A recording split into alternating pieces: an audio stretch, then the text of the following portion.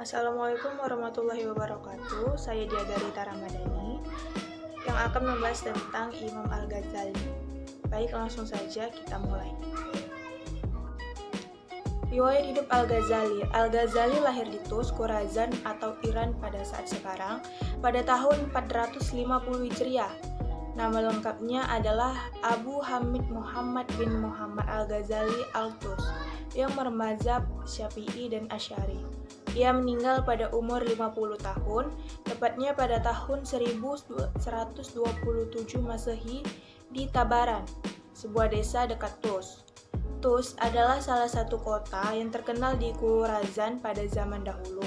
Saat ia bukan lagi sebuah desa, tapi termasyhur karena hubungannya dengan penyair terkenal Firdaus yang meninggal di sana pada tahun 1020 Masehi. Ayahnya seorang pengrajin yang bekerja meminta wol, makanya dia bergelar dengan Al-Ghazal, dan hasilnya dijual sendiri di tokonya Titus. Dengan kehidupannya yang sederhana, ayahnya menggemari kehidupan sufi.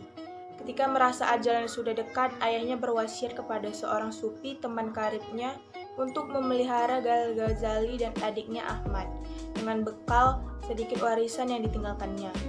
Setelah harta tersebut habis, sufi yang hidupnya fakir itu tak mampu lagi memberikan tambahan. Maka Al-Ghazali dan adiknya diarahkan ke sebuah madrasah di Tus untuk memperoleh makan dan pendidikan.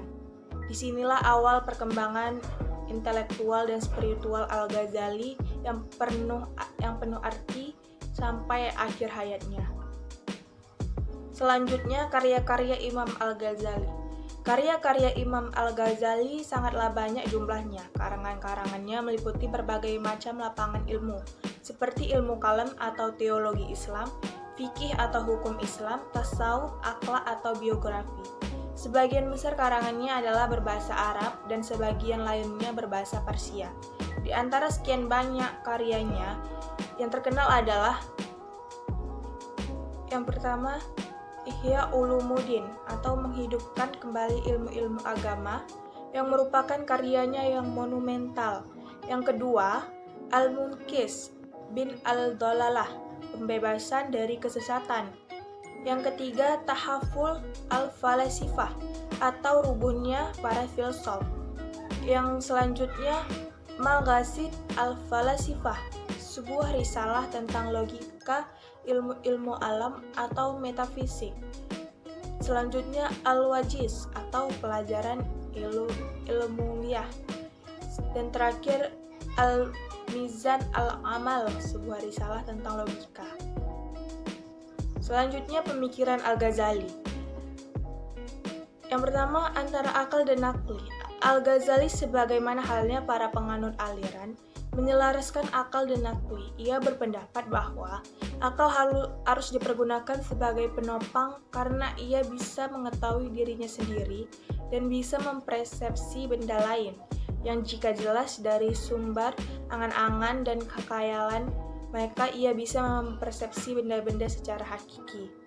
Namun, Al-Ghazali menghentikan akal pada batas-batas tertentu dan hanya naklilah yang bisa melewati batas-batas ini.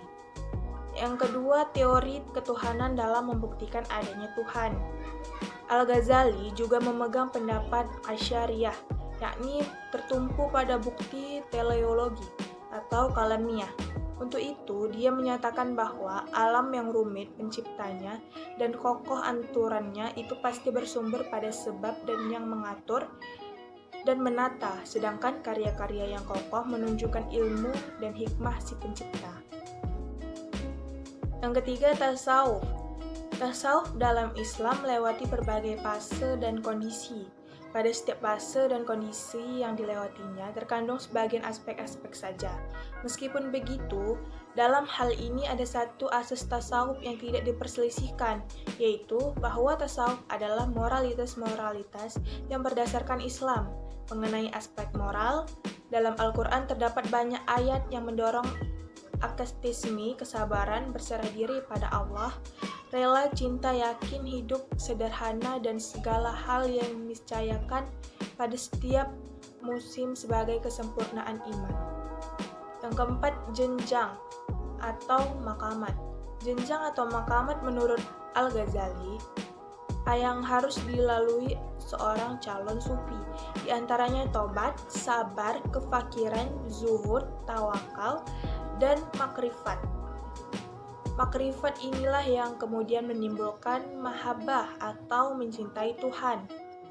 Makrifah adalah esensi takarub atau pendekatan pada Tuhan. Makrifah merupakan hasil penyerapan jiwa yang mempengaruhi kondisi jiwa seorang hamba yang ada akhirnya dan akan mempengaruhi seluruh aktivitas ragawi. Ilmu diibaratkan seperti melihat api sementara, makrifah diibaratkan cahaya yang memancar dari nyala api tersebut. Yang kelima, makrifat. Makrifat seorang sufi menurut beliau adalah kalbu, bukannya perasaan dan bukan pula akal budi. Kalbu menurutnya bukanlah bagian tubuh yang dikenal terletak pada bagian kiri dada seorang manusia, tapi adalah percikan rohaniah kepada Tuhannya yang merupakan hakikat realitas manusia. Namun, akal budi belum mampu memahami perkaitan antara keduanya. Kalbu menurut Al-Ghazali bagaikan cermin, sementara ilmu adalah pantulan gambar realitas yang terdapat di dalamnya. Jelasnya, jika cermin kalbu tidak bening, maka ia tidak memantulkan realitas ilmu. Yang keenam, manusia.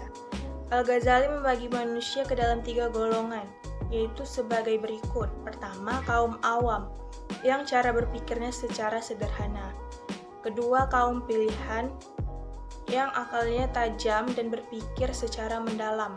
Ketiga, kaum ahli debat. Adapun tentang kebahagiaan, Al-Ghazali berpendapat bahwa kebahagiaan adalah tujuan akhir jalan para sufi, sebagai buah pengenalan terhadap Allah.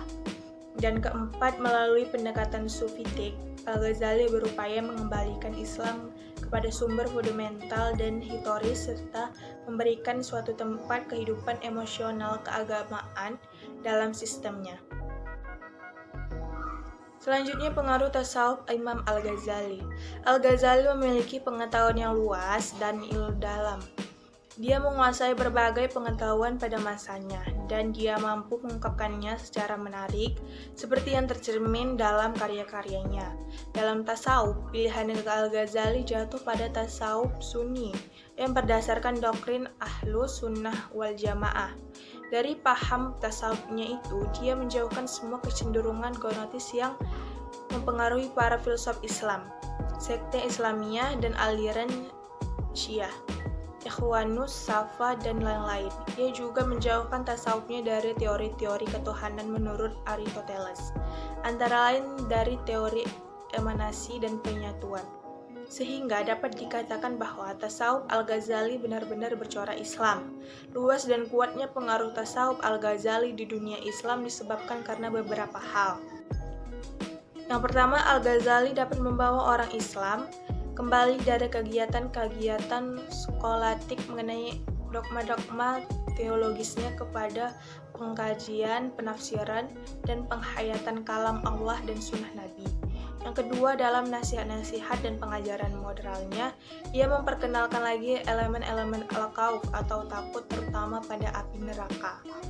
Yang ketiga, karena ketakutan dan pengaruhnya lah tasawuf memperoleh kedudukan kuat dan terhormat serta terjamin dalam Islam. Yang keempat, ia membawa filsafat dan teologi filosofi yang semula bersifat elitis ke dalam daratan pemikiran orang awam yang pada mulanya hanya bisa dipahami orang-orang tertentu, mengingat istilah dan bahasa yang dipakai bukan bahasa awam, sehingga merupakan misteri bagi mereka. Al-Ghazali telah mengubah atau paling tidak telah berusaha merubah istilah-istilah yang sulit menjadi mudah bagi pemahaman orang awam. Melalui pendekatan sufistik, Al-Ghazali berupaya mengembalikan Islam kepada sumber fundamental dan historis serta memberikan suatu tempat kehidupan emosional keagamaan dalam sistemnya. Atau lebih konkretnya, Al-Ghazali berusaha merumuskan ajaran-ajaran Islam yang dipenuhi muatan-muatan sufistik dengan bahasa yang mudah diterima oleh orang awam. Hal ini sangat menentukan mengapa ajaran-ajaran tasawuf yang merupakan upaya spiritualisasi Islam banyak tersebar di berbagai wilayah dunia Islam hingga sekarang.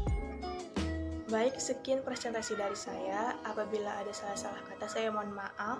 Saya akhiri. Wassalamualaikum warahmatullahi wabarakatuh.